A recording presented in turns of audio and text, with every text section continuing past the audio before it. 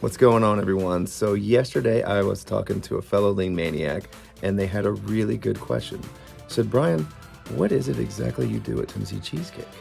It says you're in the warehouse here, but you're posting improvements all the time. You're making videos. You're active in the chat. You're doing classes. How on earth do you have time to do any of that? And I thought it was such a good question, and I did answer it, but I kept thinking about it throughout the night.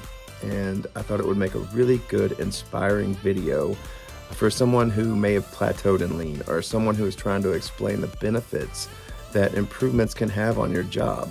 So I'm going to dive into it. Here we go. So I'm not going to go over a whole lot of improvements in this video. What I'm going to do is I'm going to take you on a tour of Tennessee Cheesecake, and more specifically what the warehouse is responsible for, and who does it, and how it's delegated, and where we came from and where we are now. So a little over 2 years ago, before we started doing lean, I was a warehouse manager. We had 2 employees in the warehouse department, and we had all the work we could stand. So to give you some perspective, on average, we receive a little over $9 million in raw materials a year. And on average, we ship out well over $19 million in finished product per year. So this is our main warehouse, and it looks a lot different than it did 2 years ago. We've reduced it in size by half and really organized, straightened up, and cubed a lot of spaces. In the past, we would struggle to find one open spot in the warehouse. That's how packed it was. We would have to sit stuff in aisles, we would have to move stuff in and out of areas to get to other stuff, and it was just a giant mess. But with all the improvements we made, you can clearly see we have enough space for everything.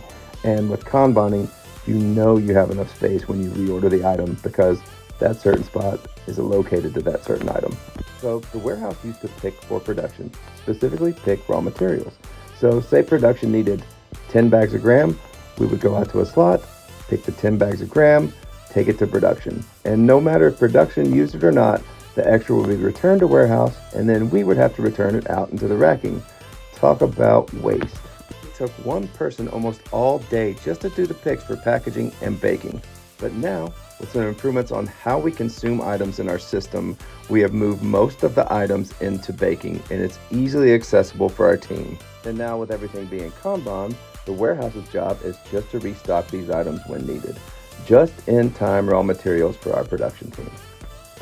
And this includes our cooler storage as well. This is where we store all of our cheese that's incoming.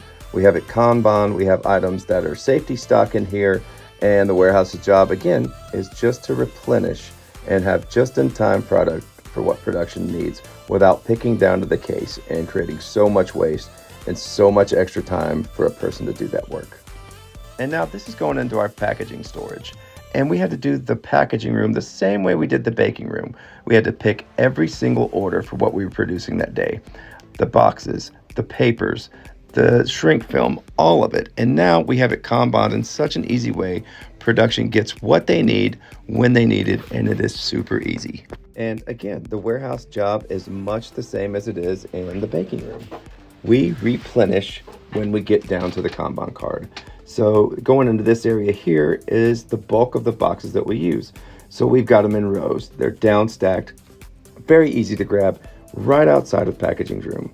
So the way it works here is when you're down to the last pallet in a row, it triggers a Kanban card, and the warehouse will go out and grab the safety stock from the warehouse, replenish this row, and reorder safety stock.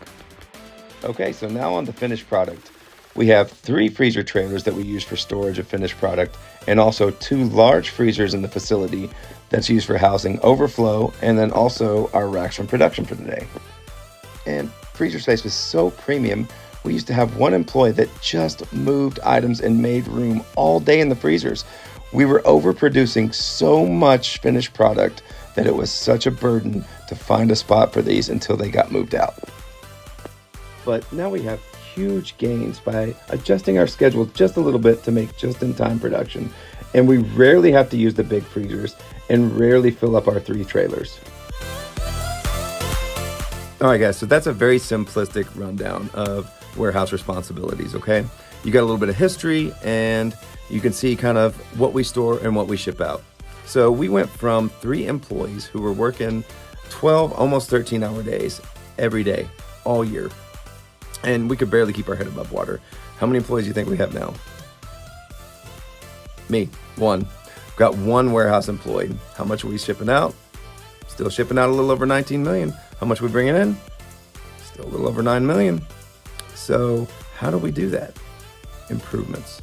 Some, like I kind of went over in the video, a lot of them you didn't see, a lot of the small improvements that added up that just took time off of this and time off of that and time off of this and just made it easier. And that is how.